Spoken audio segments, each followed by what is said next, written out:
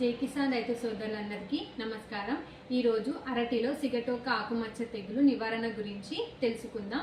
ఈ తెగులు బూజుజాతి శిలీంధ్రం వలన కలుగజేయబడుతుంది। పంటను అన్ని కాలాల్లో ఆశిస్తుంది, కానీ వర్షాకాలంలో జూలై నుండి నవంబర్ నెలల్లో తెగులు ఉధృతి ఎక్కువగా ఉంటుంది। ఆకులపై మొదట చిన్న పసుపు రంగు మచ్చలు ఏర్పడతాయి, క్రమేపీ అవి పెరిగి పెద్దవై మధ్యలో బూడిద రంగును కలిగి ఉంటాయి। ఈ మచ్చలు గోధుమ రంగులోకి మారి పరిమాణంలో పెద్దవై ఒకదానిలో ఒకటి కలిసిపోతాయి। ఈ తెగులు ఉధృతి ఎక్కువైనప్పుడు ఆకులు ముందుగానే ఎండిపోతాయి।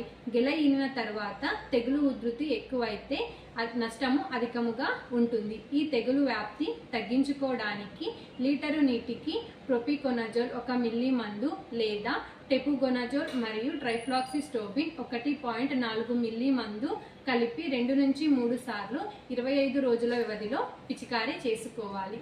నమస్కారం।